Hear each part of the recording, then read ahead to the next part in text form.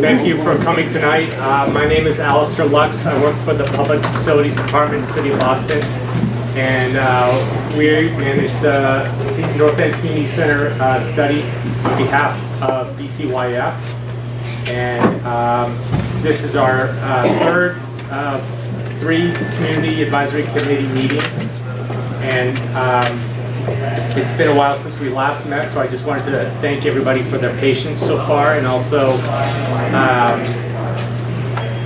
say we've had some great feedback from the Community Advisory Committee and other community members concerning the existing facility, some of the hopes and dreams for what a new community center might entail, and some of the programs that exist today, as well as some of the improvements to those programs that everybody feels would be a big improvement. So, as I said, mentioned, this is our third meeting. We started the process about a year ago, and had a couple meetings in last fall, and then one in last December. And part of the reason why we've had a little bit of a delay since then is that we've been undertaking a fairly exhaustive site selection study to come up with some viable sites in the North End. There's not a lot, but we think we found a few that could be potential sites for either a new or renovated community center. And I wanted to introduce a few of my colleagues. I'm here with Paul Donnelly, who's also from the Public Facilities Department tonight, and Mike Soprizio and Pat McDonough are here from the BCYF. Maria Lanza from the Office of Neighborhood Services is over there, and then also Christine Dunn and Victor Vizgadas from Suzaki. They're our architects who've been doing some great work for us on this study. So I think one quick reminder is there is a sign-in sheet. So if you haven't signed in already, if you could please do so on your way out or at some point during the meeting, that would be much appreciated. And with that, I'll hand it off to Suzaki. Great. Well, thank you everybody for coming. It's great to see so many faces here tonight. I think it's also proof that we need a bigger community meeting room. This one is not quite adequate, and that's something that we've been looking at through this process.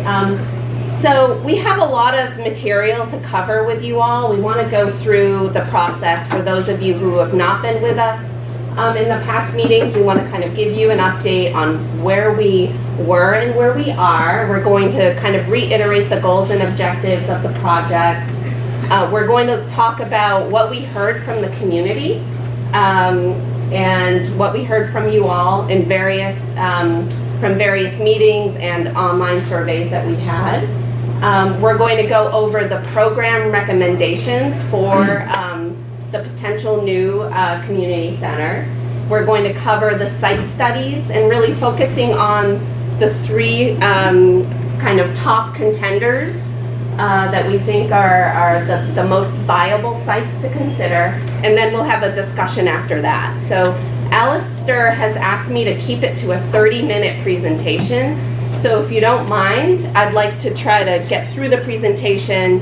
And we have paper up here if you guys want to take notes, and we can have a discussion at the end. So if you want to take notes about questions you might have, we can do that at the end. Does that sound good? Okay. Okay, so the process that we've had to date, we've looked at the programming for the new community center. What are all the needs that this community needs, and what is the capacity of those needs? We've looked at the existing conditions of this building and how it's functioning today. We've looked at 6 potential sites across the neighborhood, and we've also developed conceptual layouts for those sites in the way of test fits, not really design, but testing the viability of those sites to see if the building program actually fits. And so those are all the things that we've done to date. And now we're at the point where we're ready to, kind of wrap up the report, and we want to make sure that we're communicating everything to the community so that we can get all the feedback we need to make this report final for the city to then move forward. So the goals and the objectives are pretty simple for this project. the current building is busting at the seams. We heard that loud and clear from everybody we talked to, including the people that run the place. So thank you. And there's really a desire to provide adequate space, equipment, and support for the most popular activities. There's also a desire to have more users, both serving the needs of the current users of the Nazaro Center and also considering needs of other community members that are not currently using the community center. So we want to expand the community center to serve a broader audience. So those are the two big goals and objectives that that's been guiding our process the whole time. So we had our first meeting back in October last year, almost exactly a year ago today. In fact, I was joking because all the Halloween decorations were up at our first meeting. So at that meeting, we had a really great interactive session with the community where we discussed all the goals and objectives, but we also had this really fun exercise where we had lots of ideas around the major programmatic elements for community center, and we pasted them up all over the walls here, and we had people kind of put dots on things that they liked the most and they thought were the greatest need, and then we had discussions about those things. And what came out of that discussion is that, you know, the pros of the current Nazaro Center is its central location and the history and charm of this building and this neighborhood. You really can't get much more central than this, and it's super convenient. And some of the cons, which are pretty obvious, is that the building is just too small. The spaces are too small. Getting in and out of here, access-wise, it can be difficult for people who are driving or for buses who are picking up groups of kids. And so the main takeaways was that some of the biggest issues are the waiting list for people to get on into the programs here, that there really is no YMCA or Boys and Girls Club in the North End, so this is really the only opportunity for community center, that there's an enormous demand for the gym, which is actually not even a regulation-sized gym, and you know, a big desire for weights and fitness and all the things that we would expect to see in a community center. At the second meeting, we also had a discussion around more specifics around program, and so we looked at we kind of listed out all of these things that we would need in a community center, and then we talked about capacity, like how big would these spaces need to be, and how many people would we need to serve for these programs. So there were ideas about a multi-purpose room that's something much bigger than this room, that can serve different purposes like large community meetings. It can be subdividable so that you could have a series of smaller meetings in that space, and something that could also serve for the performing arts, that it would have a portable stage so you could have little performances and other types of presentations in that room. Maybe something with a projection screen would be nice. So, you know, there was an emphasis on flexibility. There was a desire for the kitchen to be more centrally located, not tucked behind the community room, which is here, and an interest in more family facilities. So those are the more general space needs that we heard about. In terms of education, we heard a lot about the kids' rooms and the need for more storage because the kids come in with their bags and coats and there's nowhere to put them. We talked about the possibility of childcare, a licensed childcare facility here, and we talked about the teen drop-in center, that's a really great asset that this community center has, and there's a demand for more space, and those kids really need their own space. We also talked a lot about sports and recreation, obviously, the desire for a real regulation scale basketball court with enough room for spectators, adjustable height hoops so that kids can play basketball and adults can play, We heard about the need for arts and crafts, and we heard very loud and clear, don't enclose the Mirabella pool. Everybody loves the Mirabella pool out on the water. It's fantastic. So those were the 2 meetings that we had, and then we also had a digital survey. How many people here actually saw the link to that survey and participated? Try to. Very difficult to use. Okay, so there's only about a quarter of the people in this room use the survey. We still have it up. So we're gonna keep it up for another couple weeks, right? We really want your feedback. So at the end of the meeting, we'll distribute the URL so everybody can have access to it again. But I wanted to go through some of the feedback that we got through the survey thus far. We had 123 people participate. The age range of that demographic was between age 20 and 60. So we had a good range of adults participating. And the majority of the people who participated were between the ages of 30 and 49.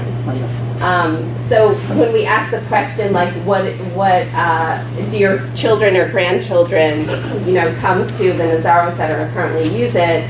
The answer was yes. 42% of the respondents said yes. So I'm guessing that it was mostly parents or grandparents who participated in that survey. We publicized it obviously through the Nazaro Center, through community meetings, the neighborhood email, Maria's email, listserv, and through Facebook. And what we heard, so one of the things we asked about, we wanted to know where the community spends their day, right? So we asked, what do you do during the weekday versus the weekend? And what we saw is that there's a lot more activity going on during the week, and it's mostly centered around the urban core of the North End, around the Hanover Street area. And then we asked how you get around, and a lot of walking, not a big surprise. We also asked who's using the Nazaro Center currently, and if you're not, why aren't you using it? So it was interesting to hear that that 46% of the people who did the survey do not use the Nazaro Center right now. So that was interesting. It means that we reached a broader audience, but beyond just the core group of people that are using the building right now. And 38% of the respondents said they didn't even know what went on in the Nazaro Center. So that was interesting. And then some of the feedback on why people don't use it is because of the wait list, because of the quality of the facility, and because they didn't know that there was fitness and yoga going on in here. 123. So, we definitely wanted to hear from more people. So, but that's still a good cross-section, I think. Not at all. Not at all. 123 people in this neighborhood? Okay. How many people live here? There's still time to give us your feedback. No worries. Okay? You have an opportunity now. Just don't spin it. What? Just don't spin it. It's not going to I'm happen. not. Oh, that's right. Okay. Let us All right. keep going. So back to what we heard about desired programs. So there was the top 3 programs that we heard were most desired from the respondents are a community room, a basketball court, and an arts and crafts room. Some of the other popular programs are teen rooms, swimming, a senior room, performing arts, a computer lab, and children's programs. Okay, so we're going to get into the program recommendations.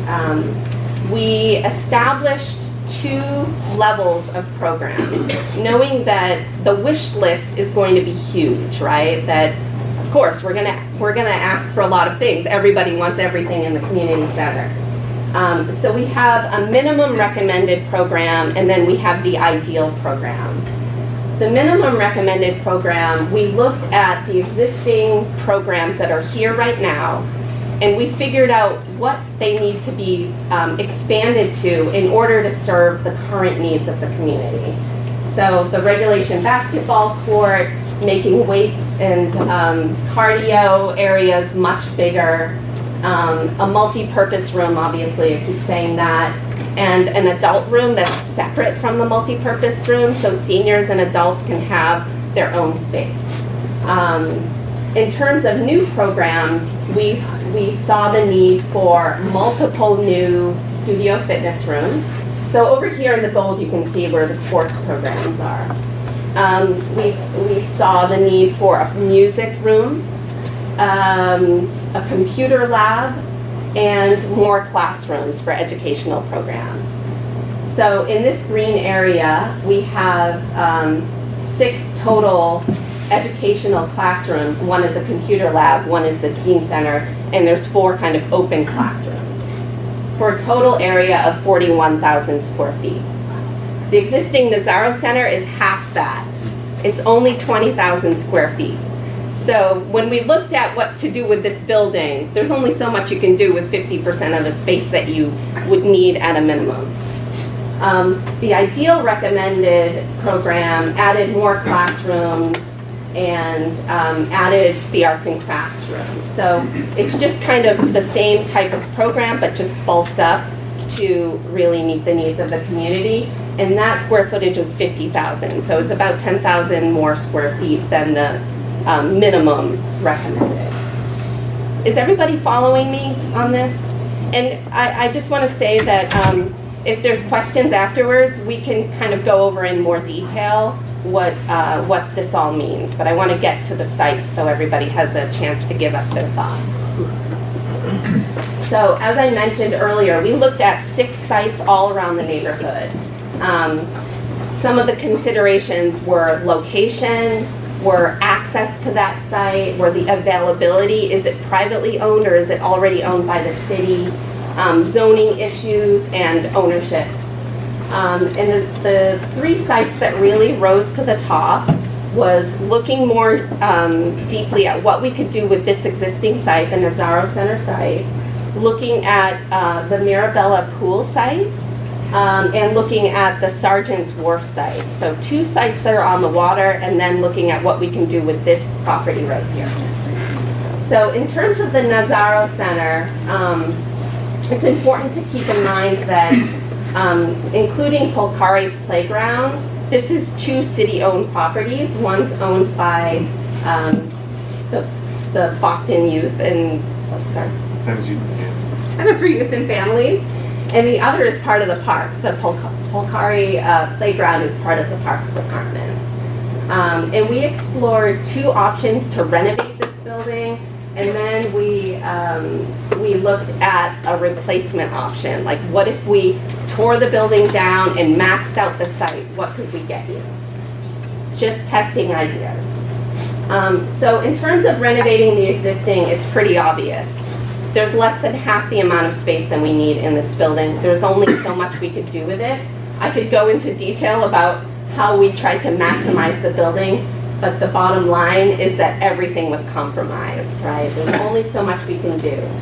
We also looked at adding a story, right? And so we add a floor, it gives us some relief of the programmatic constraints, but the building footprint itself is smaller than a regulation basketball court. So even if we gave you a whole new gym, you would not be able to get a full-size court in here that would be big enough for spectators. It's just a problem of space constraints.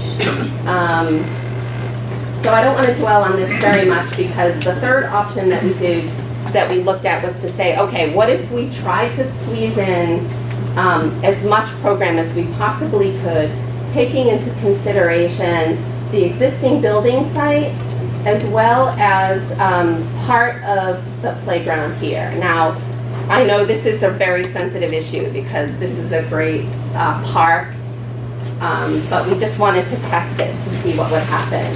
And we tested all the programs. We tried to get as efficient as we could, and we were still almost 6,000 square feet under the minimum recommended program, which meant that we were compromising not only the basketball court, but also a lot of the educational programs and art programs.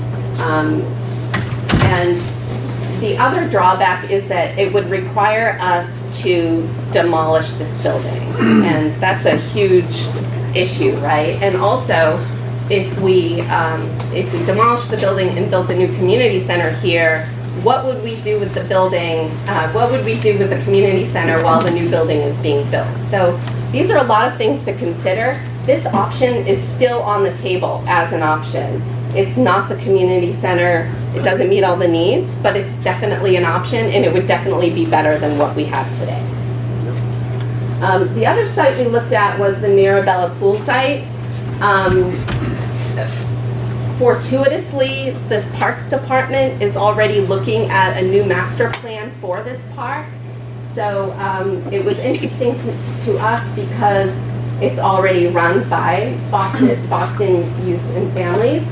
It's already a recreational space. It's already owned by the city. It's a fantastic site for a community center, and we wanted to explore it more. As you know, the existing bathhouse is here in this little sliver between the Coast Guard station and the baseball field. So we wanted to see if we could fit a bigger building in this site here, leaving the pools and everything and right on the waterfront. This is a plan. Has everybody seen this new plan for the park? No. Okay. So Boston Parks and Recreation has been conducting this study. It was released in the spring. They're planning, we're not involved in this, but we wanted to share it with you so that you guys understand what's going on. They're proposing a soccer field where the two baseball fields are kind of back to back. They're expanding the bocce courts, and they're putting a larger Little League field in and a new playground. So what we're looking at is how can we marry a new community center with this site here? You know, because if you imagine a new park, you know, this is going to look pretty barren, it's all concrete. So how can we kind of capitalize off of this great community asset? Some things to consider: it is in the flood zone. We explored both the FEMA and the BPDA sea level rise constraints, and as you can see, this blue zone that comes up into the site here means that the sea level rise and the flood hazard zone does come into our site, which means that anything we build on that site has to be 24 inches above that elevation. So if you see down here, this is kind of a section of the building sitting on the site, and we've figured out, because the site slopes, that we can raise all of the vital programs up above that flood zone. So the building would sit as a kind of a skinny sliver between the Coast Guard station, which is an 8-story tall building, and the soccer field. And I'll show you a little bit what the massing might look like against that building. But just to kind of give you an understanding, this is the lowest floor, which would be the public floor, and it would have the large multi-purpose room and the other community rooms. It would have a couple classrooms. That would be, this community room would be a double height space with more classrooms on the second floor. And on the third floor, we would have all the recreation and fitness rooms up there. The locker rooms that would serve the pool and the rest of the facility would be at that very lowest level, and we'd have to design it so that it could be flooded if there was a disaster. So we can design a space like that. If we make sure all the mechanicals are up on the roof, you can design a space to take in some amount of water. And we thought the locker rooms would probably be the best programs to put down there. So you can see where that zone is down here. It's a small amount of the program, but all of the vital programs are up above that flood zone here. Another thing to keep in mind is that, the Coast Guard station is really tall. It's almost 90 feet tall. So it really, it's kind of a looming backdrop to the park right now. And what we're imagining is that this building could really provide a really open, active kind of edge to the park that's still much lower and less of an impact on the site than the current Coast Guard station, which is just a blank facade. So this gives you a sense of the scale of the building and how it would sit on that site. Another thing we studied were the shadows that get cast. So in this area over here, these are the existing conditions. And when the park and the pool are most used in the months of June and September, you can see where the shadows are cast in September at 9 o'clock in the morning. But at noontime, the sun goes around, and what's great is that the buildings are facing north-south, so all the shadows get cast toward the water, leaving the park almost shadow-free. So when we add in the new building over here, you can see that, yes, there's a little more shadow in the morning, but at noontime, the shadows are still pretty free of where the pools are. So these are the pools here. So the pros and cons of this. I think there's a really great synergy between the pool and the park and the potential building site. Great views for community center, like this would be really phenomenal just as a site. It has good access along Commercial Street. And this site, we can meet the full recommended program for the community center here. What's not great about it is that it is subject to Article 97, the legislative approval because of the flood zone. It's kind of peripheral to the neighborhood core, so for folks who don't want to walk down the hill, it's not going to be super convenient. Like, this is a really great convenient spot. Okay, so moving on to the Sergeant Wharf site, which is the last site that we're going to cover. This one is also on the water. It's a BPDA-owned parcel. It's an existing parking lot. Is everybody familiar with this site? It's a beautiful waterfront site. And so what we explored was, this site is bigger than what we would need for this building. So we explored an option that would put the community center side by side with a mixed-use site that could be sold to a developer, and they could develop it under the city's recommendation. So this site is also in the FEMA flood zone. So what we considered was, we can keep the parking as a parking lot and build the whole community center and mixed use up over the parking lot. So all of the parking is maintained. Not all of it. Oh, sorry. We went from 200 spaces down to 150. So it's essentially like maintained as a parking lot. So you can see here that if we can build up over, all we would need to do is have a lobby for the community center on Commercial Street and a lobby for the mixed-use development off of this right-of-way back here. So you can see here, this lighter yellow would be the city-owned parcel associated with the community center that would wrap around the front. And this little block here would be reserved for the mixed-use development. This one also works really well. We can fit the full program here. This is a really awkward-looking plan, but I'll try to walk through it with you. So because the parking is underneath, what we want to do is raise up the ground floor so you would have like this elevated park overlooking the water. So this whole green area here is like a dock that's stepped up and high. And that flows into the ground floor of the community center that you could either access directly from that dock, that pier, or you could enter from a lobby here. And then the major programs, the purple is the mixed-use development. The major programs of that lower level are the community room and some of the educational programs.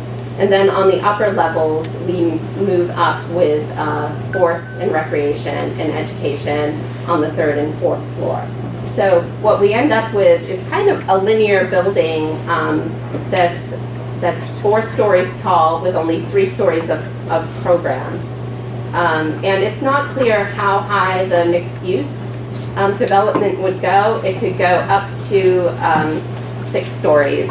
but we're recommending that it stay low at the same elevation as the community center. So some of the pros and cons of this site, much like the Mirabella site, it has a great view, opportunity for an interesting synergy at the water's edge. It could be a good financial opportunity to be able to marry this program with a mixed-use development where funding from that development could help contribute to the community center, because after all, we have to figure out how to pay for it. And it also has pretty good vehicular accessibility, right? Like you can, easily pick up and drop off along Commercial Street, and you can also utilize the parking underneath. Some of the cons, again, are that it's in the flood zone, which brings us into a legislative process. There's a little bit of loss of parking. It goes from 250 down to 100. And it is, again, peripheral from the neighborhood core, so that's not so good. And you could also say that having it elevated up off of Commercial Street is a con, because it doesn't activate the street edge as much as it would if it were right on the street.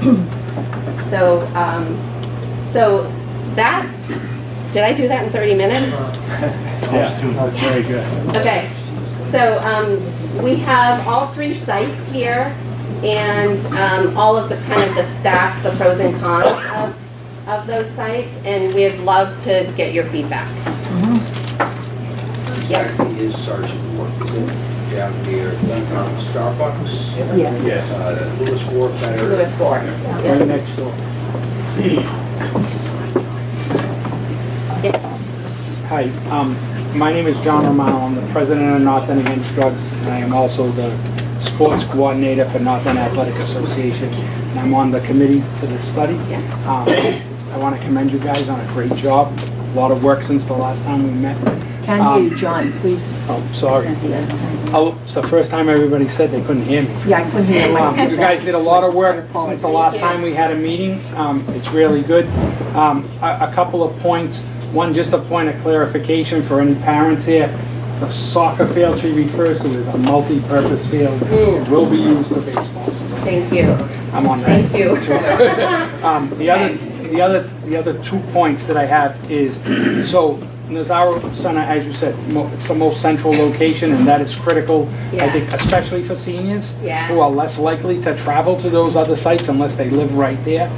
However, I feel that for the 40-plus years that I've been volunteering my time in this neighborhood, including in this building, our community deserves all of the stuff that we ask for and all the stuff that can fit in some of those other buildings that can't fit, unfortunately, in this site. And I think that that's what we, I think the message I have back to you guys, to the city, is that we should be going for getting everything for, not just for our kids, for our seniors, and as you said, there's a lot of stuff that isn't able to happen here because we don't have the space. And many of the young adults that move in our neighborhood, which there are tons of them, and parents would love this. There's a lot of stuff that could happen here if the place was big enough.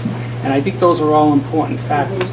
The one question I have is, when you talked about the remodeling of this building, which it's been to 2 or 3 of them, and it doesn't get any bigger, right? It just gets prettier. Don't get any bigger.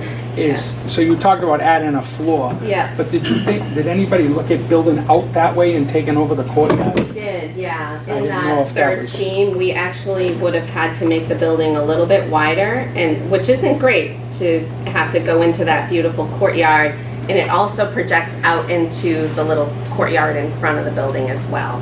So I didn't know if you took into account that. We didn't take into account the basketball court. We thought we needed to leave some of the park there. I'm sorry, I just want to add to John's comment though, because I actually thought the same thing with the basketball court. Why not build a big facility there? And, just having children, I'm familiar with the Charlestown Boys and Girls Club, and they have a tunnel that connects one building to another. We could still use this building, have a tunnel that would have a walkway that would connect this old building, once it's refurbished, to a bigger building that would take up the basketball courts. And you could build up, take that space, and you're gonna have a official basketball court, I would imagine, in the new building, correct? You would still have the courtyard though, and the parking spaces in the front, because now you're building a walkway from that building to this building. Just a thought. Yeah. I mean, But it's the gym something would not that's, be increased, right, the gym size? You still can't increase the gym size, correct? yeah. But in the new Yeah, I building, mean, I'm Can't not, you increase the gym size? I'm not exactly sure if that basketball court is even a big enough site to do a regulation size indoor court there, because you need a lot of space around a building. And we did explore that option to a certain degree early on, and one of the other drawbacks that came up is that site is still fairly narrow, so the building would need to be a little bit even wider than that basketball court that's there, and then you're running into issues with the abutters and how close you can get to their buildings, which already exist there. There's plenty of chairs down here. Please come down. Fine, that's okay. No? Okay. is there a reason, I know you listed 6 sites, and I know Yeah. you picked your top 3 and Yeah. didn't go into, but the Fulton Street site, in my opinion, gets into the core of the neighborhood again. It's more in the core. Yeah. Is there a reason why you dismiss that site? Like, what's the reason? It's at Fulton and Cross. There's a parking lot The big there. parking And do lot the over same there, yeah. thing, build the first floor up and Yeah. keep the parking down there, just like you're talking at Sergeant's Wharf. Mm-hmm. And that's a lot closer. And as a matter of fact, a couple of the senior citizen homes are down that end. Right? So they have that everywhere. I'll just Flood remember everything. what he- Sure. Yeah, it might be. That's also a BPDA-owned site, so part of the site selection process was meeting with people from the BPDA and discussing it, and some of their comments was they felt that the Sergeant's Wharf site was more in line with what they some of their long-term planning goals, and also the location of the Fulton Street, because it's right there near the off-ramp. It's a little less community-oriented, I guess, or it's facing more towards the Greenway and downtown, so it wouldn't work quite as well. It's Another site, have you considered the proposed YMCA they were gonna build over the exits at the Expressway at Government Center, where the pilings are already set? You know, in other words, No. they did the big dig, if you're around here, when they did the big dig, remember the big dig? Yeah. YMCA was gonna put a building at the exits and entrances to the Tip O'Neill Tunnel and all that stuff. That just died, but that space is there, there's not too many of butters, it's viable. And with construction techniques today, It was cost prohibitive, that's why they it's pulled still it. cost prohibitive though. Because you gotta build a deck over it first, Yeah, I that's know, like 10 I to know. 20 million. Just- Is there funding? You keep mentioning programs, with all due respect. I mean, I've been here 2 years. I don't know of any programs, other than I know that we have Laurie Delia, thank you God, because she's wonderful with the children. I don't know what her budget is, but she does a wonderful job. We just have a new person coming in to run the center. But as far as programs, we don't have any programming that I know of for seniors. Our seniors only use this building 6 hours a week, 3 on one day, 3 on another, and they do not get, to my knowledge, any money, any funding at all. You mentioned exercising. To my knowledge, there's nothing here for that. So before there's any talk of a building, there should be talk of programs and who's going to fund them, how many will we have. Mike, can Yeah, so I can try, I'll try to do my best to answer that. Obviously, with a larger building to be built, the questions are gonna have to be asked around operating the larger building with more staff, which is a budget conversation that we can have with regards to our operating side of the budget. So when that time comes, obviously, we'll have to look at expansion of staffing for the building. The other is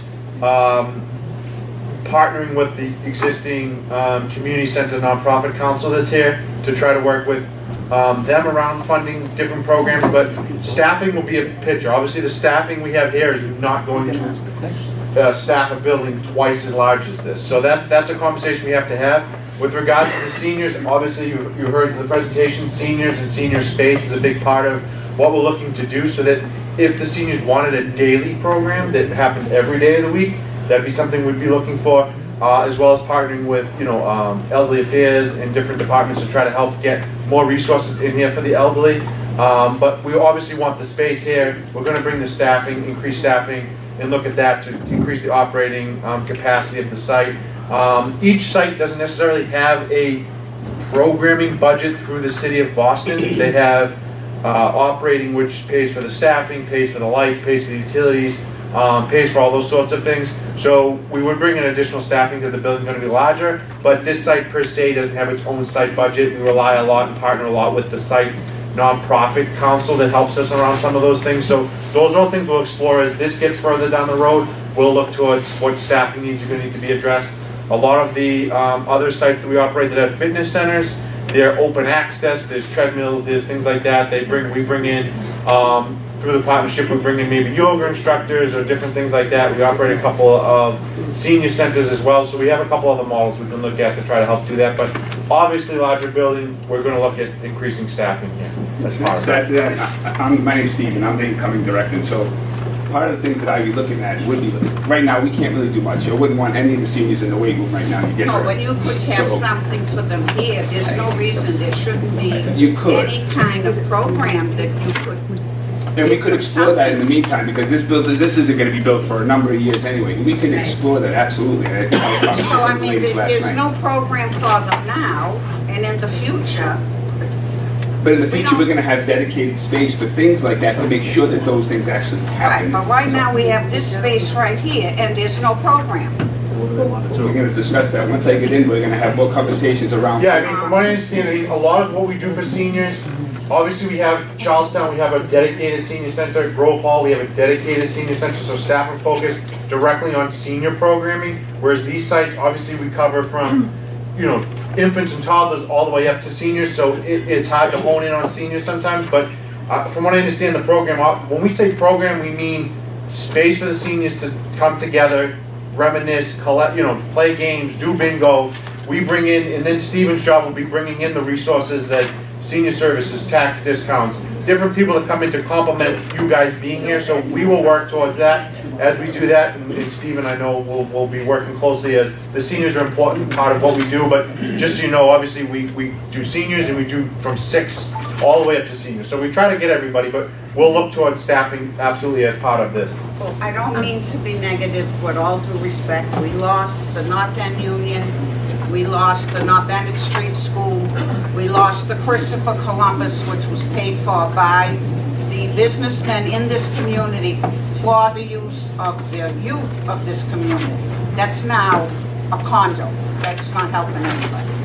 I mean, how many times are we supposed to be sitting here and being promised everything and we're getting nothing? Well, just real quickly, just because I know we got a bunch of other questions, but obviously, I mean, Mayor Walsh in the budget office, we're talking some serious investment here. So I think you need to just realize from that Mayor Walsh is serious about this. It's not gonna be another facelift on this building, and like someone said earlier, you got the same problems. I mean, we're talking, I don't know in any other community during my time at BCOIF we're talking about actually like from the ground up building of a community center. So I can't talk to the past things, but I just want you to know that this administration, Mayor Walsh, is obviously a huge desire to make a big investment here in the North End. And again, I know there could be empty promises. I think every community's got their fair share of them, but I can tell you that the Mayor Walsh and the money and the intent is there to get to the North End, a space everyone can be proud of. Cost for the families, not all families can afford all this programs. I mean, what's the cost for each family that want to use all this stuff? Yeah, that'll be, but obviously, as you know, our memberships are extremely cheap and extremely affordable annual memberships that'll always be affordable, low cost, no cost. there's a lot of people. Just, can you just okay. give me one favor? I came late. Yeah. Can you please introduce yourselves? I came a little late. Oh, You're talking sure. pluralities. I don't know who we are. I love Mr. Suprizio. I've known him since he was a kid. But what I like to know is, because we've had these 2 meetings that I hear of, I think I'm fairly active in the community, but I have never known of those meetings and when they were happening. My only other concern is, you mentioned there were approximately 120 people. The ages of the people in attendance also surprises me. You see, and you look around here, this building is really used for elderly as it is now, and as Marianne adequately put it, there are really no programs other than those that service the elderly. John is right. If there's going to be a facility, it should be a real first-class facility. And so I'm going to just go back, if you can introduce yourself, who you're representing, what the organization, what's the city. I heard from Mr. Suprizio, who's the director of the youth program. But the point is, what is the actual blueprint of this building? Okay, because on the peripheral end, it's really not going to be good to the people in this community.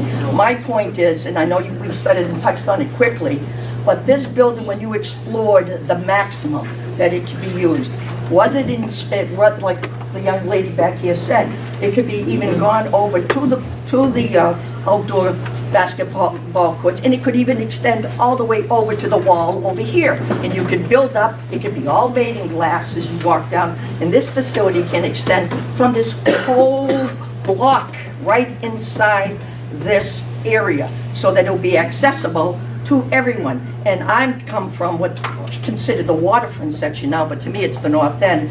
But people where I live on Fulton Street, Commercial Street, no one ever knew of these meetings, and they're closest to the Mirabella pool.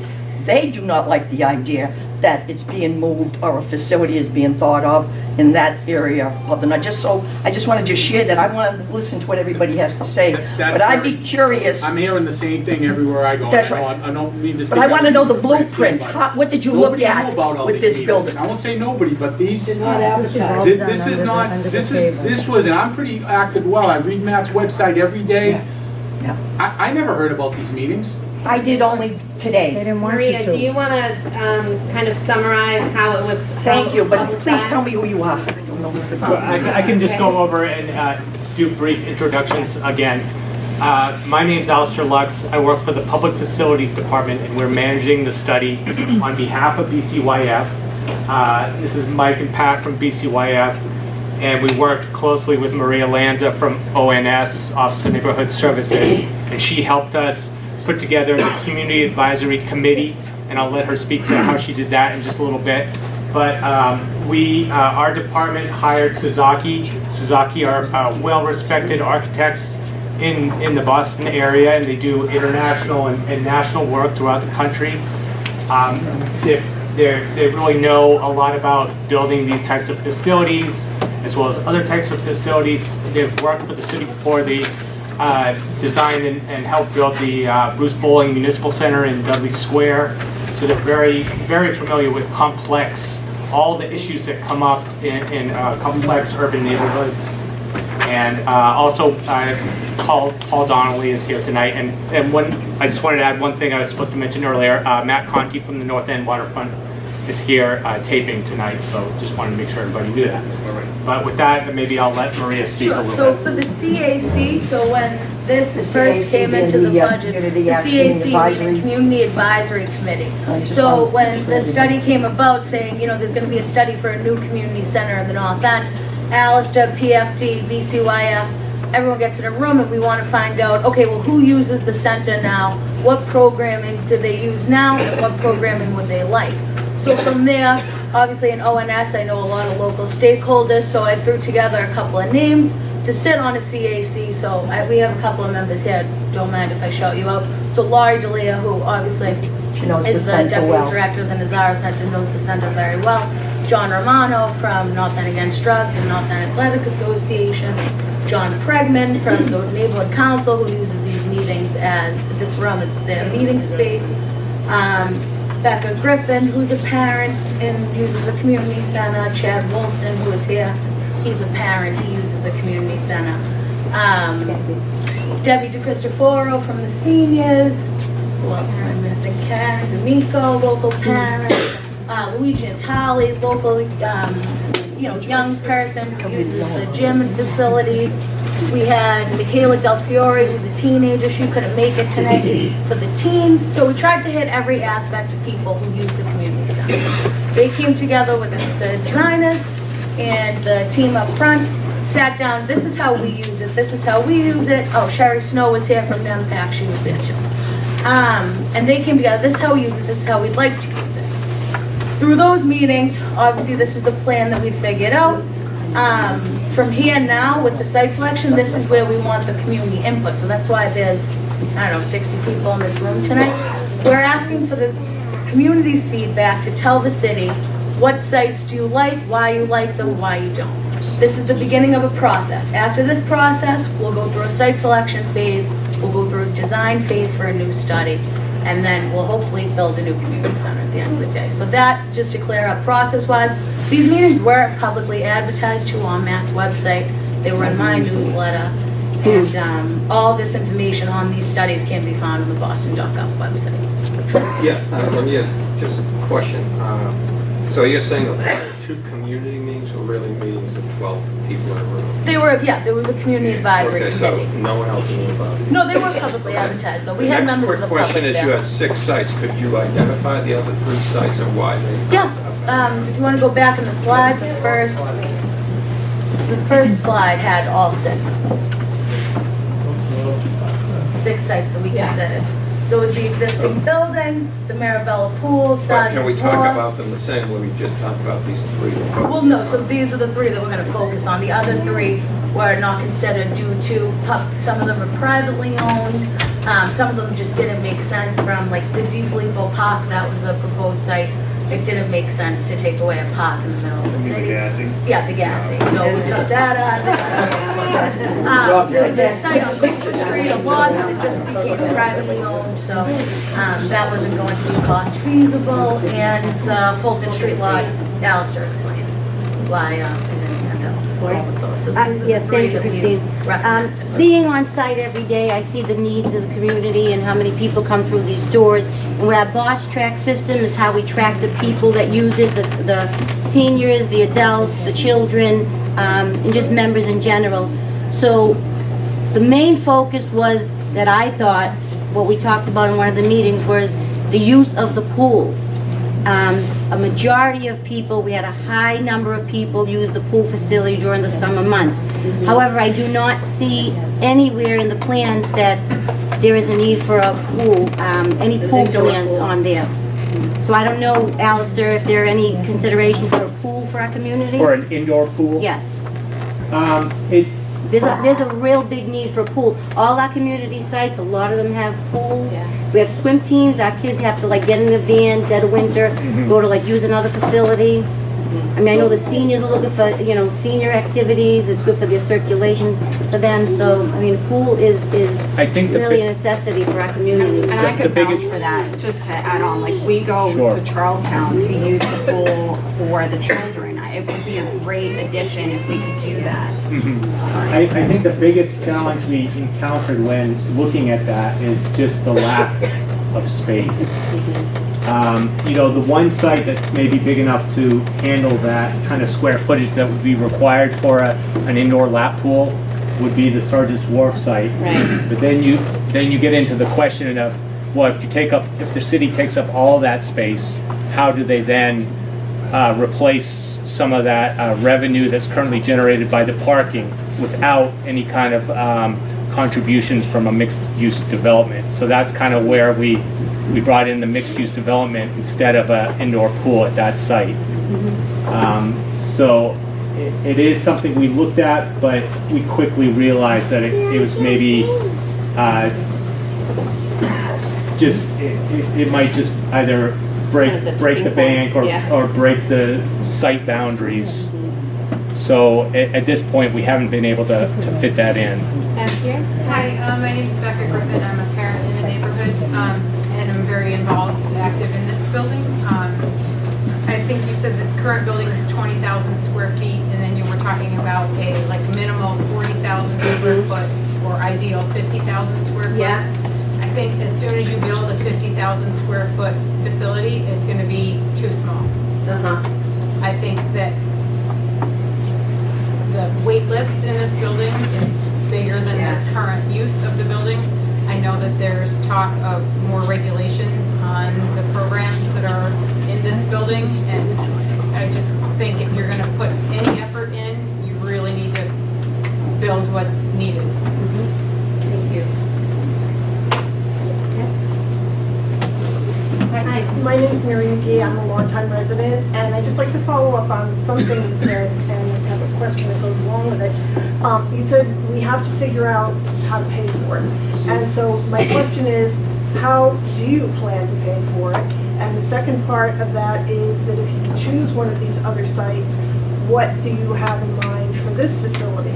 And are we, as we have in the past, expected to really kind of pay for it ourselves by giving up a facility that's been important to the neighborhood to bankroll what else is being done?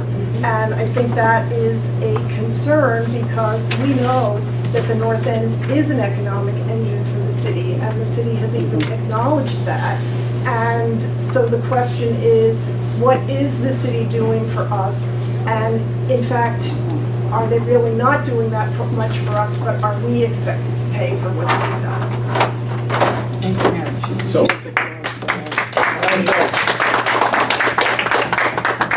as part of the study, one of the things we had done is we had a commercial real estate consultant come in and do a draft appraisal of this facility.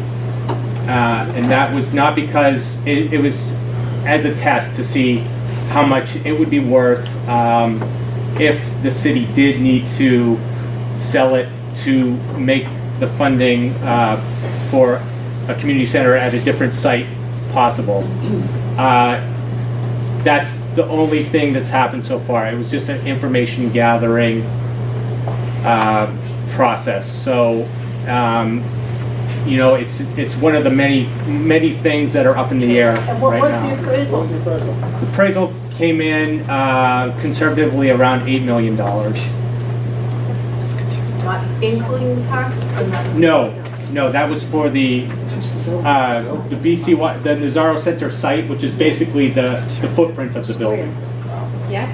So what are the 3 sites gonna cost? We get $8 million for this, what are the 3 sites gonna cost? So we're still doing some cost estimating exercises. Sort of our initial analysis is that the Mirabella and the Sergeant's Wharf site will obviously be more expensive because they're brand new facilities, larger facilities. But even renovating this building or adding on to this building or doing something with this building would be, you know, over half the cost of what the other 2 would be. Do we So have a range, is it 10 million, 30 million, I mean? it's in the tens of millions of dollars. No question. All 3 options. So did I hear you right in saying right now there's no plan for a pool? Yep. So if that's correct, so I guess what I'm wondering is, I know we're going to try to be as creative as possible, but the Boys and Girls Club over in Charlestown, they've got a pool. It's not a huge pool, but it's a pool, and they've built over the pool. So there are community rooms, there's all kinds of things so I guess what I'm wondering is, why can't the footprint call for drilling down deeper into the ground than you planned and put a pool, and then cover it up with community center, a community room, whatever you have. I just don't understand how if we're gonna do it, why not do it right? Like, why not give the community everything it needs? Because this is gonna be standing for 50 to 75 years minimum, right? Minimum. So why not just do it right? If you're gonna do it, do it right?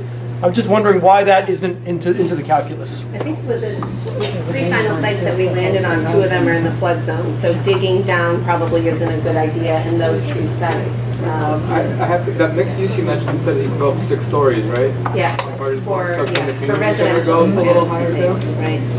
Could the community center go up higher too, to accommodate their pool? We can go up to 55 feet on that site right now, I think it was, the zoning for commercial, and residential could go a couple stories higher, I think. But it's So that not sounds a like it's a lot. possibility. I mean, there are pools built on Yeah, you can a do that, rooftop, sure, right? yeah, I mean, so, I just want us to be creative, and it'll cost a ton of money, I get. But this community's waited, when you look at the building we're in, I mean, come on, this community's waited a long time for this building. It's gonna be 5 years minimum before it's done. Don't our kids deserve that? Don't our seniors deserve that? To have a pool that seniors can stay in shape, kids can learn how to swim? Because right now, as my wife said, we have to go to Charlestown to learn how to swim, or someplace else. And it doesn't seem like, for all that we do, for all the taxes that we pay, for all that this community center needs, we deserve a pool. Simple as that. And these seniors deserve a pool. The adults, families deserve a pool. Not just outdoors, during the summertime, but like year round. So I hope that's taken a little more seriously, and maybe be creative with how we get that pool here, because I think it's really a key part of a community center. Yeah, definitely.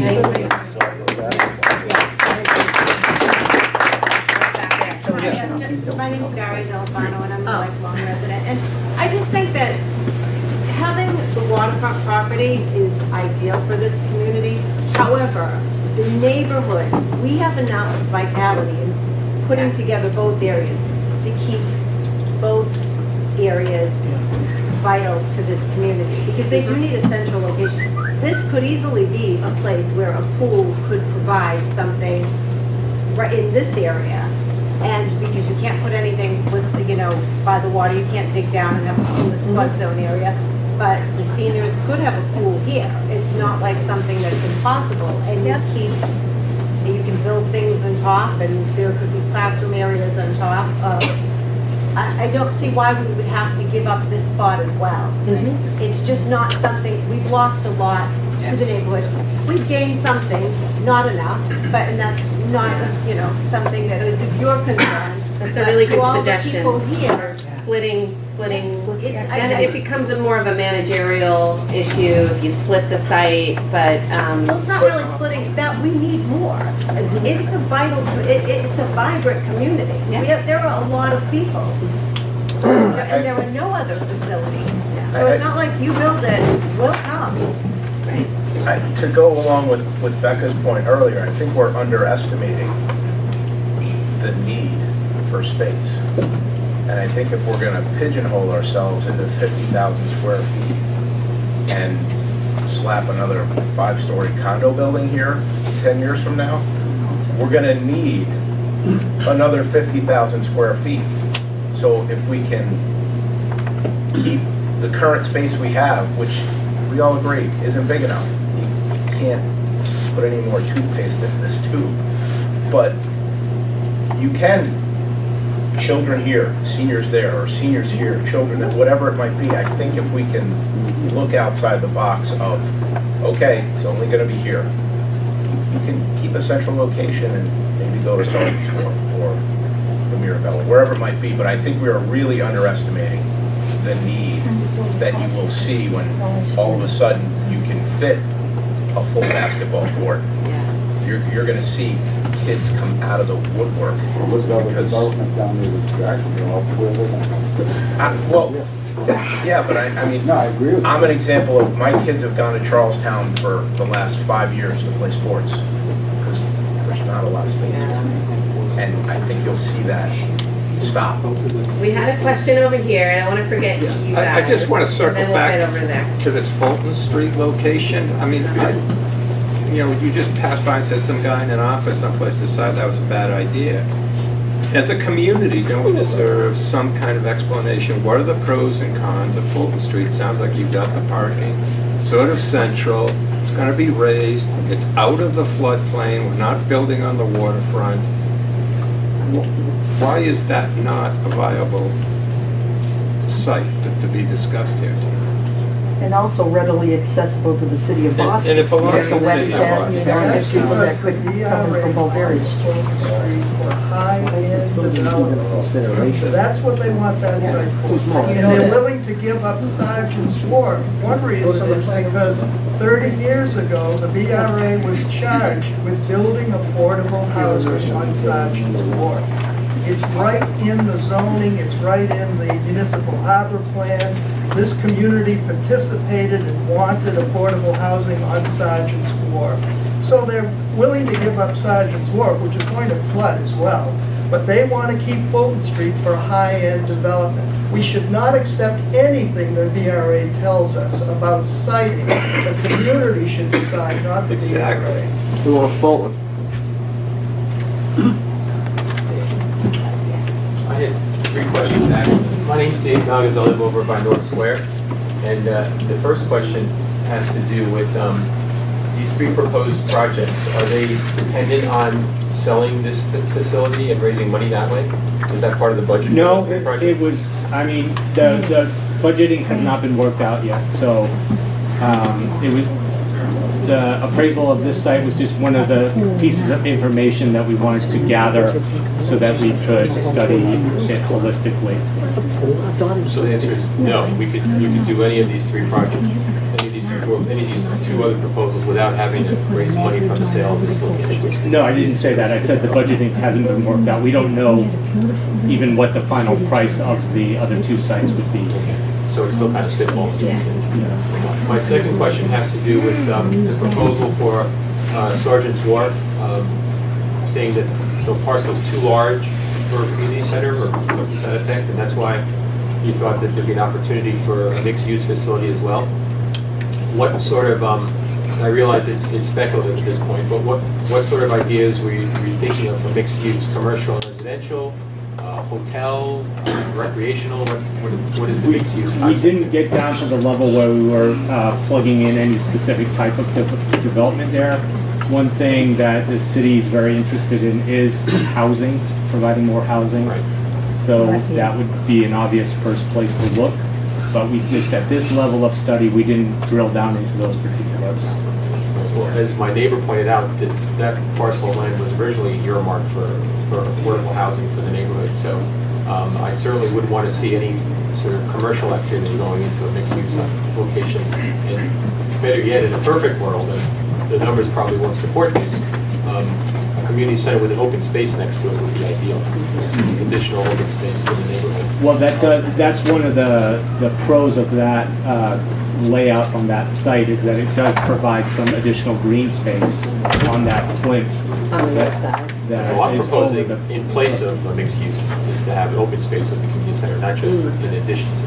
And then my last question is going to be echoing what some of my other neighbors have already asked about, and in the thought being that Fulton Street was dismissed far too readily by you folks this evening as in terms of a viable option. It's got a lot of pluses for it that haven't been addressed. The biggest one is that it's not in a floodplain. Secondly, the city already owns the property. There's no reason why a revenue issue should come in there, especially if you're willing to build a community center over a parking lot at Sergeant's Wharf. There's absolutely no reason why you can do the same thing on Fulton Street without having to give up the revenue that's generated by the parking. So I would like to see the CAC revisit the Fulton Street concept as being, in my opinion, far more viable than building a floodplain pool. With a pool. With a pool. With a dig down at Fulton Street, right? May I also just make a suggestion, if I may? Because we talked about this in many, many meetings. Of course, the pool is a major discussion here tonight, but we've talked about that years ago. So like him or whatever, my daughter is now 33. We took it to the Boys and Girls Club in Somerville, where she was in a swim team.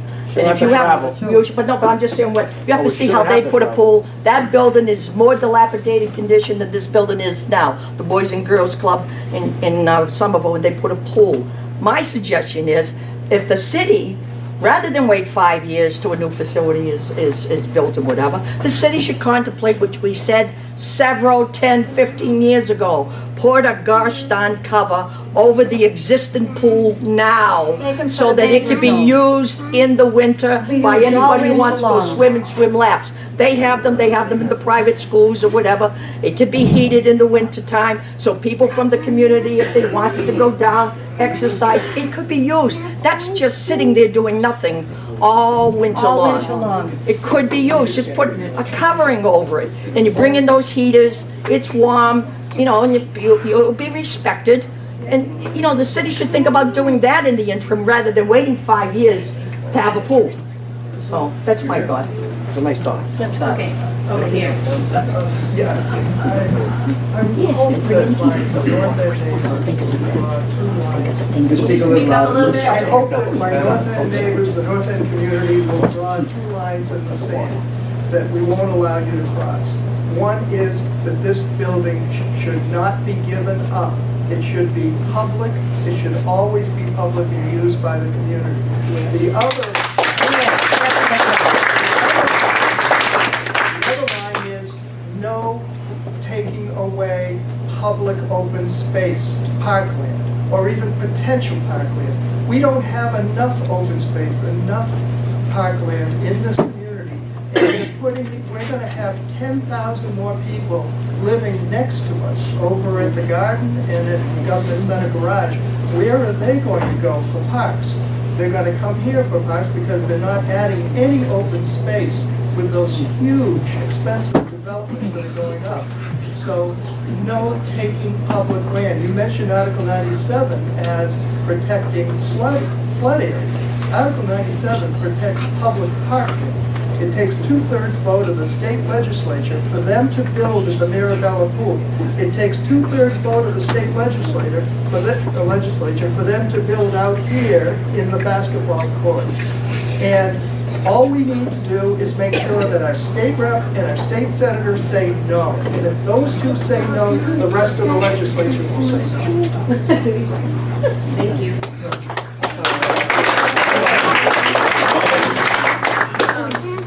One question that I have that I haven't heard addressed is the school children in the area. The Elliott School is a brand new school, but it does not have facilities for physical education and recreation. And by law, all of these school children, and we have 3 elementary schools in this neighborhood that walk here, use this place. I just can't picture them walking down to Sergeant's Wharf in the winter after a blizzard when only one person, anyone taking them down, they would be risking their safety. And what would they do Monday through Friday during the school day? They, thoroughly enjoy this space. So to echo sort of what people are saying, that whatever new facility is already going to be too small, and to give this up, I think that there is enough need for this building with that alone and more senior activities, keeping things that people need to be able to access easily and on foot, because it's foot traffic, and not have to worry about Commercial Street. It's not easy to traverse. And that does not mean that they still don't need a community center, because of course you do. It's obvious that the basketball court is inadequate. The pool issue is, out there. I grew up in Medford, believe it or not, and went and learned to swim at the Charlestown pool at the Girls Club. Took the T. A bus and a train, and then walked, and a bus and a train, and that's cost a nickel and a transfer, and that's where I learned to swim. So it was a wonderful opportunity for a kid. We didn't have pools, So I just think to give this facility up, the open space that's used by, oh my goodness, so many young adults when they come home from work at night, and it's just a beautiful opportunity in the middle of the city. But don't use it and don't tear it down, and don't ruin what you have. Expand it, build on it. Expand what you, and get us what you need. How many people vote here? This is a voting location. This is because two of voting locations for voting, not one. 20,000. It's 20,000, and how much do we need? 50. 40 to 50. So 50 total? 40 minimum, 50 ideal. Okay, and this is 20. This is 20. So my question A now is, little over 20. why can't this existing location be used and add on to it where the parking lot is? It just makes no sense to me. Build up. And build up. It's a central location. You have a central location. Adding on to, what you said regarding the children in the neighborhood with the elementary school kids. You're asking to cross the avenue. Not only that, there's some seniors, and we are all healthy, but there's some seniors that can't make it across the street. I mean, that's a major avenue to cross. It would make sense to extend this building out to where it is. To the Friar's house. And even further out where the basketball court is, and you could do the parking lot where the gate is on, what is that, Prince Street? Prince Street. So instead of where the parking lot is, you can do an opening where Prince Street is and put the parking lot there. It makes no sense to Build over the top as it Correct. extends from here to the Friary. But the That pool are doesn't many, make any sense to me. You have Nice senior glass citizens that are not design gonna be so able that to cross that kids avenue. like too. And there's kids that, I mean, at a minimum, the children now get 20 minutes recess. It's gonna take them 20 minutes just to walk over to that location. It also looked like your plan only utilized like part of the parking lot. It didn't look like you utilized the entire thing. Can you confirm that it only used half, and Yeah, what I would mean, I the think we space thought it be? was really important to preserve part of the park, that, you know, if we fill that entire void with building, it's going to greatly transform your neighborhood and the way you guys navigate through your urban core here. So we didn't want to completely take away the park. There's a value, like somebody said, you want to have open space next to your community center. We didn't want to just fill it all with building. We could certainly do that, but then there would be drawbacks to that as well. But You your know, plan the had- neighbors that are here. So they didn't plan over to the Friars building, and that's, you didn't plan building over from the front of this building over to the Friary. You didn't plan about maybe going there. It would be very nice to put a beautiful pool with all glass, and then your roof, you could build up another 2 stories up there for all your offices. and all that. I mean, I'm just saying, I didn't know if it extended that far over. So I don't know what that square footage would be. I think you get more than an additional, we got, what do you say, we have 20 here, we you needed have 50. I 20 bet you here. get more than 30. It's not as long going that way. Really? Yeah. Can we go back to the drawing? Yeah, could you have a drawing of the lot as is now? The building plot plan, where's George Collins? He's a surveyor, that's why I wish he was here. Do you have a drawing of the plot plan for the building itself? Here at the Nazaro section? Okay, so here you can see, actually, if I take a step back, I don't have the site here. So you can see right here that the existing building, it's hard to see, is where this line is here. There's a courtyard in here, a beautiful courtyard. Yeah. So in order to make a full, it was really the gymnasium, right? That was kind of the biggest space that we were trying to fit in your site. So this box here represents the size of that gymnasium. It would have to project into half of the courtyard out here, which is already violating zoning setbacks from the adjacent property. So you can see just How how about big. going to the right? Look at that. This box here, this is your 4th floor. See how big it is? It's huge. How about going to the right, going to the Friars building?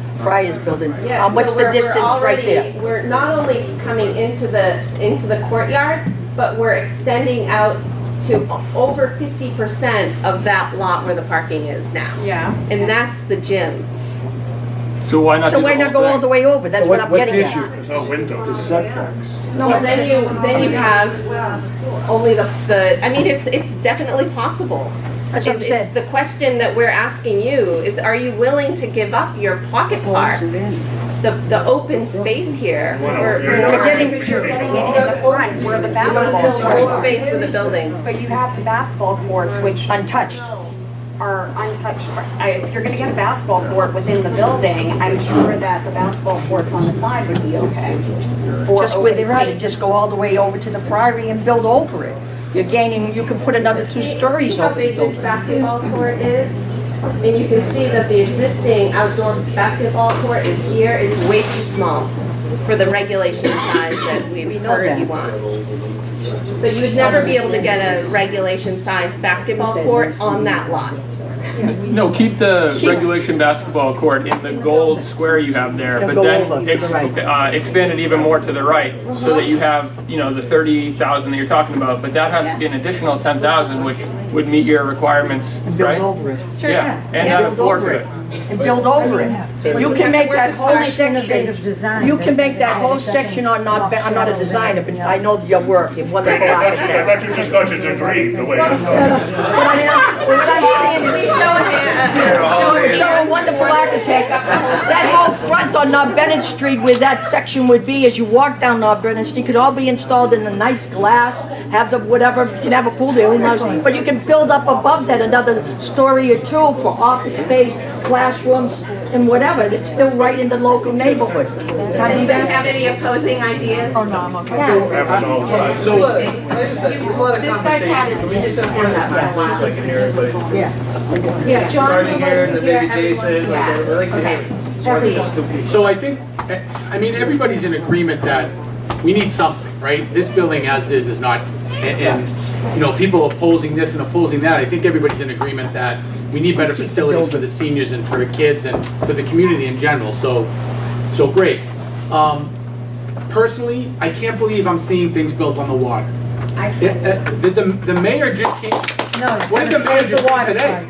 I can't believe we're seeing that as two options. So, what is it, Sergeant Wharf that was up there before? Is that one? That was a lake in March. It was, my wife's lived here all her life. She's never seen it like it was this March. I lived here for 17 years. I've never seen it like that. It's not gonna get better. It's gonna get worse. So anything on the water, honestly, it should be dismissed. There's no way you can build on the water. I can't believe that they got approved what they did in South Boston. That's another story for another day.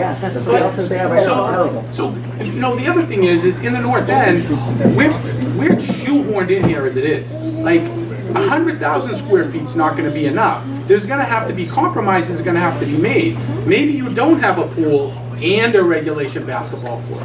Maybe you pick and choose and you have one or the other. You know, and that's for the people that are gonna use it probably more than I to decide. But I honestly, all of these things are great ideas. I just don't think you're gonna be able to have your cake and eat it too.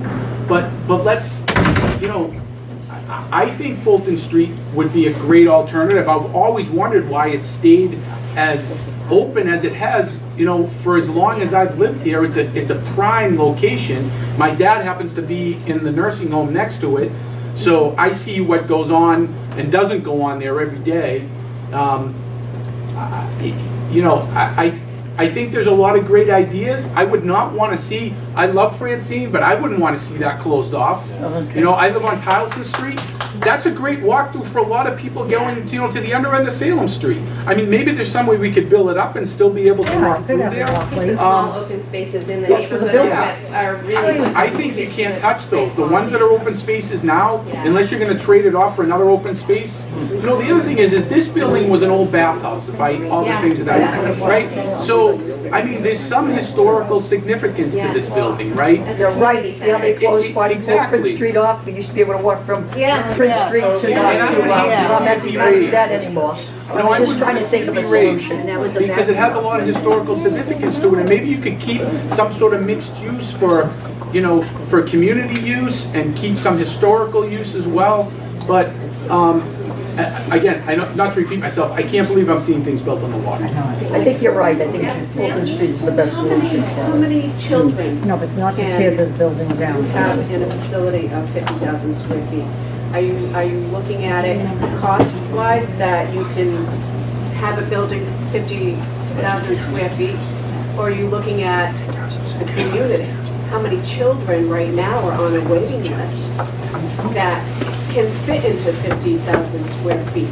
And then with the amount of people in the new buildings moving in, there's gonna be another waiting list and another waiting list.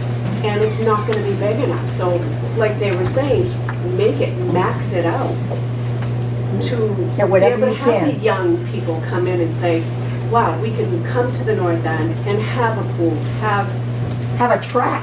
Have people not have to travel in the middle of the winter. Thank you. I mean, if you summarize, I know Maria was doing a few things. We had to make the public process a little better and make that website known that we could all weigh in on the services needed. I mean, I usually just come to meetings here, and I don't have children, but I know they support them as I was, and I'll continue to do that. And then secondly, I think you heard a message that we want to possibly look into keeping this building, and then in addition building something else, but you really have to go back to Mr. Golden and the BRA, I still call it, and put back on the table Fulton Street, and you can hear me that loud and clear. It's very large, I know, someone just said it's prime property, and that's probably the reason why it's not being considered. Oh, yeah. But, I mean, you know, like David said, and I don't always agree with my friend David, but, you know, Sergeant's Wharf is prime project too, where they could build a development. I think Fulton Street's centrally located, a lot of seniors live down that area. It's something that will solve both issues for us. And one more thing, Marion doesn't want a glass-contained pool because she doesn't want anyone to see her in a bathing Yes. That's right, Mariette.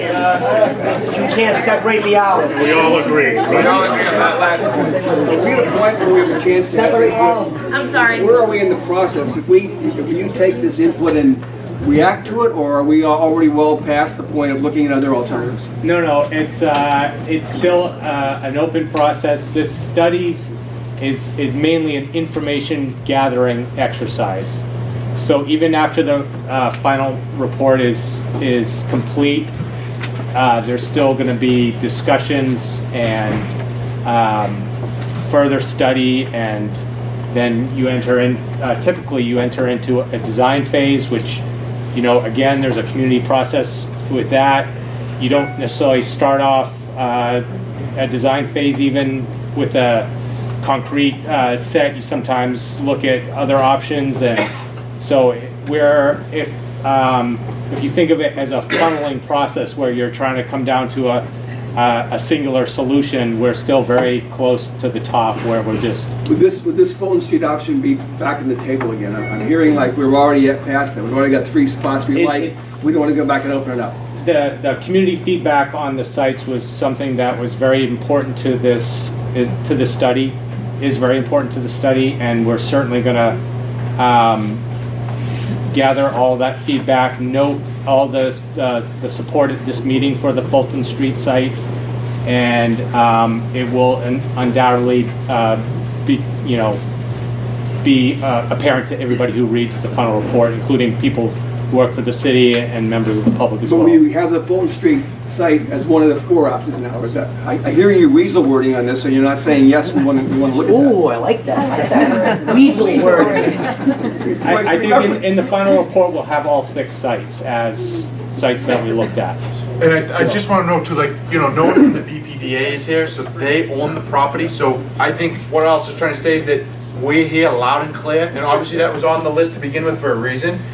There was different reasons went into why it wasn't necessarily recommended, but we are most definitely going to bring back to the BPDA the community's strong interest in that site and revisit the conversation. So we just don't want to speak for the BPDA. We don't own the property. ALSA, Public Facilities doesn't own the property. We'll bring that back, and we'll absolutely try to see if we can reignite conversations with them. And you talked about it was for economics, so I think we have to send that message back. Right. We realize the city wants to make money off that, but we want to. Right. And you talked about the funnel. Who's at the bottom of the funnel? Is it the BPTA that makes the final decision, or is it the mayor's office? Like, who has the final call on who's at the bottom of the funnel? Who has the final decision? I think it's going to be a lot of different departments weighing in. You know, even to get the site selection process started, we met with the commissioners and directors for BCYF, BPDA, the parks. It's just a lot of it's a lot of different departments that are involved, and I think everybody is very interested in the process so far. And I appreciate that, but there has to be a final decision maker, right? The administration wants the decision, Sean. The administration. So your office. The administration as a whole, that's chiefs, department heads, and all sorts of, different city departments coming together in one room and making a decision. And they give you the pros and cons, and the ultimate decision is based on the merits of yours. We've got a question back here. So just to clarify, because I've heard some people mention the existing center. If you were to stick with just the existing center and figure out a way to meet all of our needs in this square footage area, well, but people have been talking about extending and expanding. Building up. Okay, so is that completely off the table? Because it doesn't look like it. No, it's not off the table at all. Okay, so You're asking about just using the existing building as it is without expanding it? No, expanding I'm saying if you expand it, if you try and go into the parking lot and into the basketball That's court. why it's up there. Yeah. And going up. Can you say how long that construction would take and whether or not this facility would be usable during that. It definitely would not be usable during construction. It would probably be well over a year, maybe 2 years of construction for a building of this complexity. I mean, so just to clarify, we have no community center at all. Nothing. At least. So that's why this shouldn't even be the number one site. This shouldn't even be on the list, this place. I know. I think it'll be on the list. Personally, I don't live in North End, I live in East Boston, but I've always had an attachment to this physical location, so I was always one of the early supporters, but you have to keep in mind that that's one of the concerns we have, is that if we do something here, the North End isn't like some other communities that we say, hey, go to this community center. So this one would be down, so that is an advantage to another location, whatever that location may be, is that we can stay here, operate out of here, while something else is being built. So it's just something to keep in mind, because like I said, I was one of the early kind of advocates, because I love this location just personally, but that's just one of the things to consider as we talk about sites. I just want to clarify too, you know, I was on Maria mentioned earlier, but, you know, we didn't discuss the site, we discussed the community and what the community would need, right? So I just don't want to make that point lost. And I know Jason touched on like a summary of the meeting, perhaps it's keeping this open and it seems as though Fulton Street, even though it's not in one of these streets, but also like, and understanding that the biggest thing is the kids need more space, not only for sports, and I'm partial to sports, I coach, you know, everything else, of course, we don't have, they hit 15 years old and we have to go to a different court. And we're, you know, Stephen and I are having that challenge now, where do we go? We don't know. Home games are in East Boston right now, so. You know, so, and that's a major thing for a lot of kids in this community. They're not here tonight, some of the older ones, but I'm sure Lori can echo what was said too, and it's, they don't have space for after school. I mean, we want these kids utilizing this facility or whatever the new thing is, every way they can, so they're not out there on the streets walking around, right? Excuse me. And then the other thing was too, of course, the seniors and the pool, I know that was mentioned, but, you know, it's not just recreation, I mean, that was talked about in terms of kids have to learn how to swim, but, I mean, we do have the nursing home facilities. This is something that people used to recover, the elderly especially, you know, in terms of using it to stay in shape, and we don't have that, so I just want to make sure that, like, the community itself and all the multiple things that are discussed about in some of these meetings, that's still, like, that's our main thing. So. I just one more thing, to address the two issues, or if we keep this and add another facility. And then not that when I grew up, we had multiple facilities. We had Shaw House at VSS. We had the North End Union Drop-In, which is, they changed it from Shaw House probably in the 90s when I got too old. But, and then they moved here. I mean, I was at all three locations. We never had a good-sized gym. We had the hot box. Not a good-sized gym. The CC Center, if this was 12 years ago, we could have bought the CC Center, this would have been over. But it was sold. So we've always had multiple locations for kids and seniors in this neighborhood. And I think Tremendous facilities. Was that a regulation size gym? No, like the whole pool area. Shaw House was, it used to have to stand against the wall, put your foot on the wall and take the ball out from the side. Literally, that's how you took the ball out. I don't like to be the devil's advocate, but in case all of these other sites don't go through, say it's the Mirabella pool, I'm concerned with the kids. The street is one lane. There's usually funerals and ball games and everything else down there. And What lights. is going to be the parking like down there? I'm very concerned, parents dropping off their kids, seniors coming down there, you know, with a ride or something. What is the situation for parking? Now, the building's gonna be way out to the street. Is the baby building would pool, have to be- is the yes. baby pool still gonna be existing there? What is the plan for the parking? Same problem with the soccer. That's a bad thing. What is parking there? It's allowed to say. They could You say say there. there. Where the building is now. So with this plan, Lori, Suzuki can we do were anything. proposing This to move subject the is splash just- pad down near the pool. What, I'm So sorry? the children's pool, which is currently up here, right here, right? In the new plan, we're proposing to put it down here, closer, and replacing the deep pool with the kids' pool. That was just one idea for how we could make room for the building. in order to fit it in without going right. Is there any parking in that design? Yeah, can you leave that off right there? There's a pickup drop-off spot right there. Yeah, so we, the idea would be that we would have to work with the BTD to design a proper pickup drop-off. So my name is Joshua, and I live right where that pickup drop spot is. I'm here in two capacities. One is someone that sees what goes on at the intersection of Foster and Commercial every day, and how bad it's gotten due to the bike path. But also someone who plans to raise a family in the community, about to get engaged, and probably have the kids soon after. And so That night. I'm in a lot of trouble, especially because this meeting's taking so long. But a concern that is a big concern of mine, and I think it sounds like for some other people here, is the parking and pickup drop-off in that location. Especially in the summertime when the pool's open, putting aside the parking and how a lot of spots are taken by non-residents, just the pickup drop-off, all you hear all day and night is horn honking. And without the pool even being open, because of the reduction of one of the lanes, we have that same problem. So I wanted to make sure that that was expressed. I wasn't aware of the other site at Sergeant's Wharf, which seems like for parking and even pickup drop-off might be better.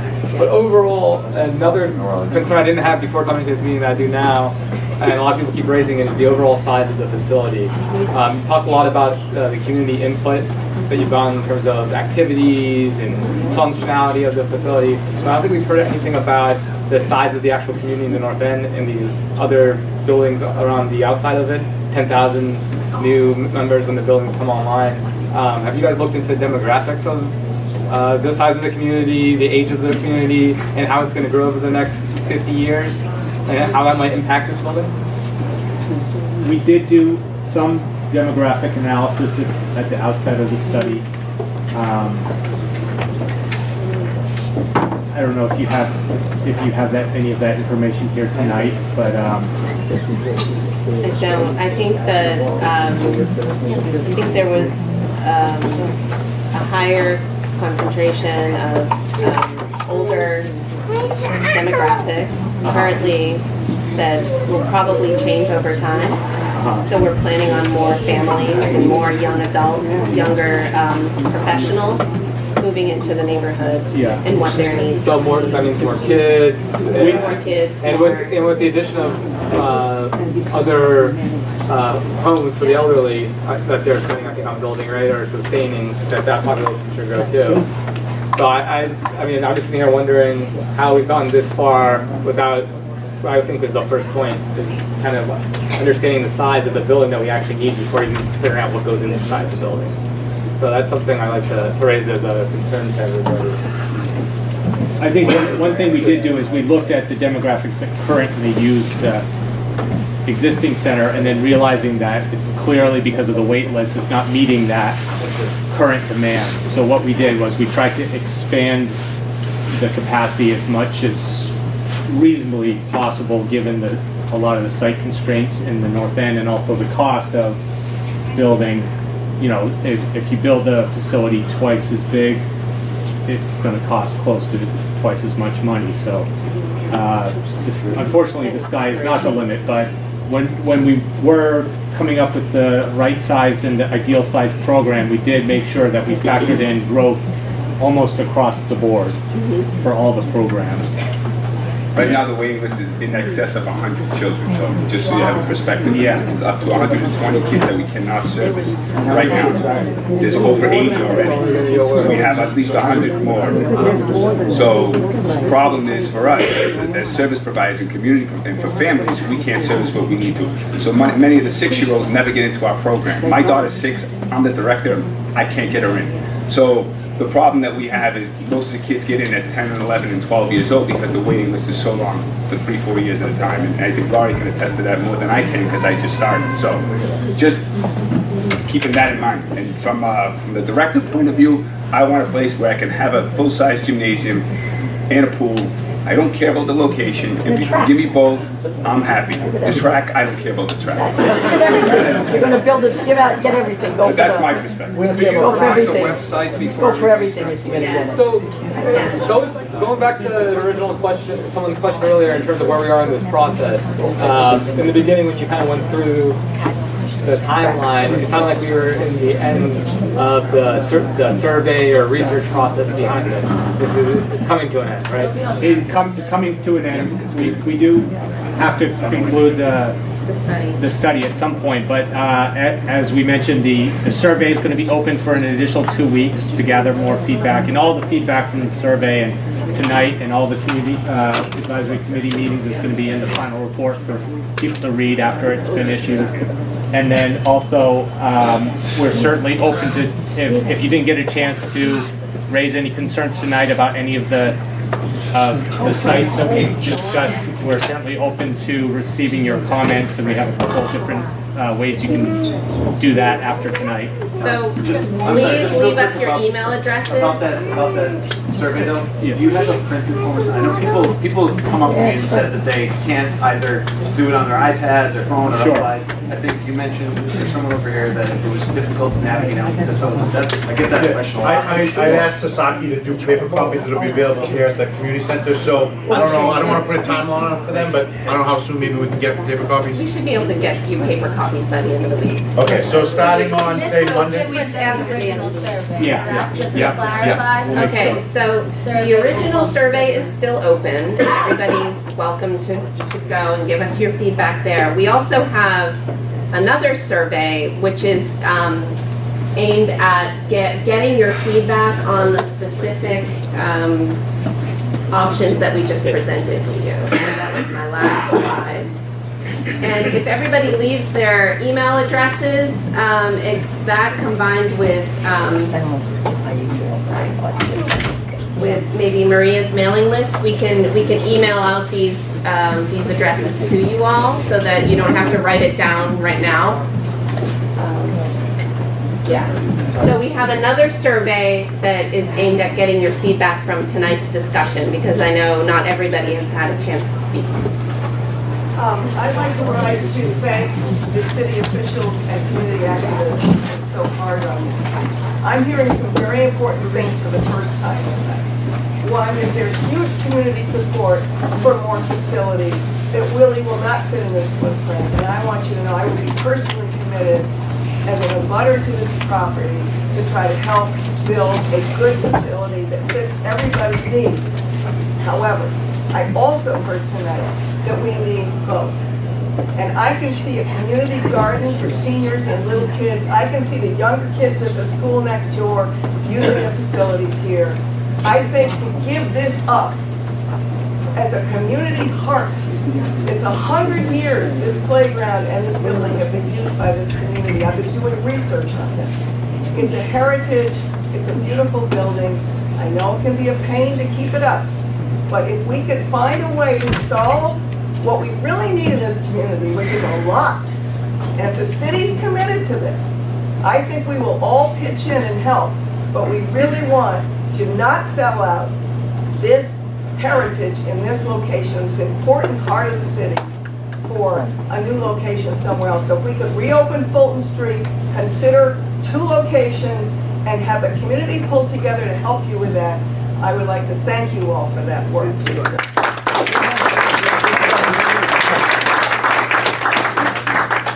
Are you able to send us this deck?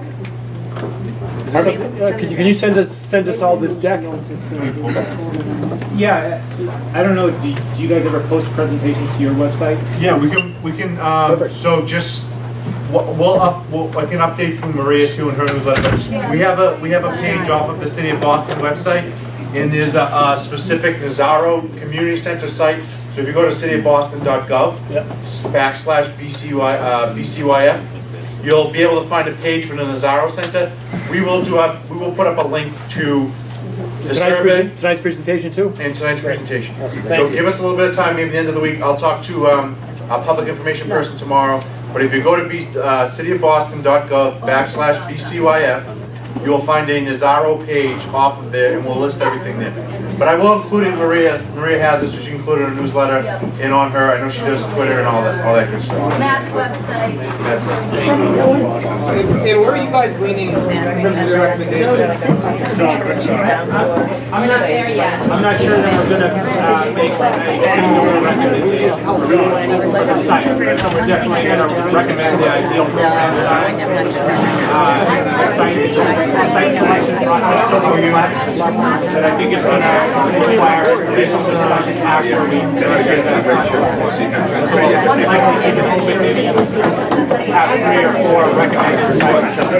But I don't think we're gonna say this is the site.